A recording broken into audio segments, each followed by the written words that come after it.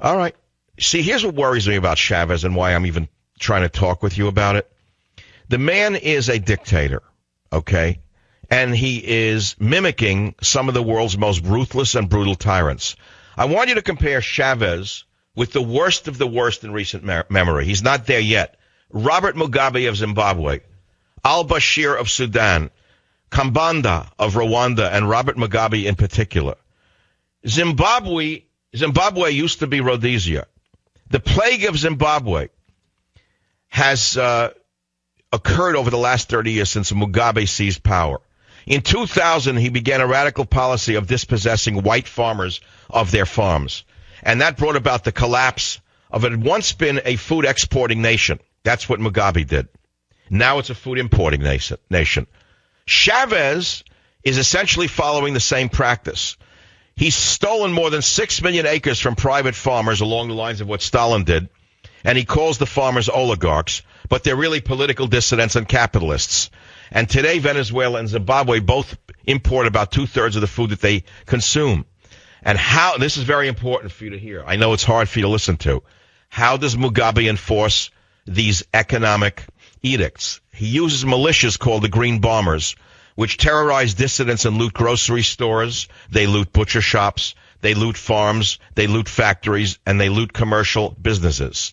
In Venezuela, Chavez has the equivalent in the form of the Bolivarian circles. And they enjoy police immunity. They enjoy judicial immunity. They're given employment in military and police organizations that report only to Chavez, and their practices that have pillaging as a state policy. Right? What does that have to do with Obama? I'll tell you what chills me. Obama wants to create a private national security force that will report only to him. I want you to listen to this very carefully. This is what he has in mind for the second term. Do you have that, Beowulf? The Obama thing? Let's play it. We cannot continue to rely only on our military in order to achieve the national security objectives that we've set. We've got to have a civilian national security force that's just as powerful, just as strong, just as well funded. He's calling for an SA. He is calling for a fascistic police force that reports only to him.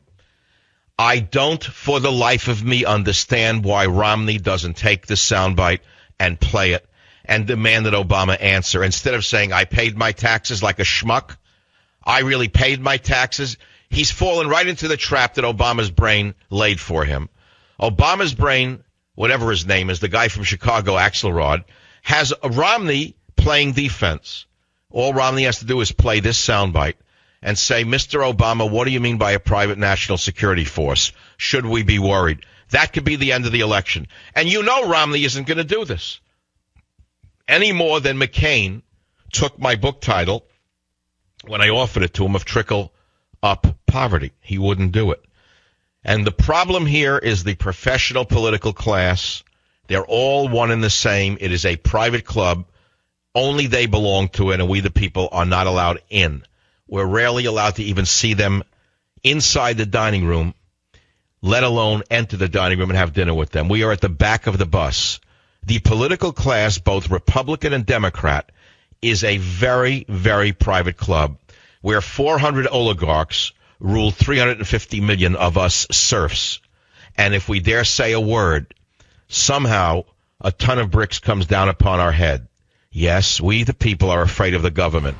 By definition, this is a dictatorship.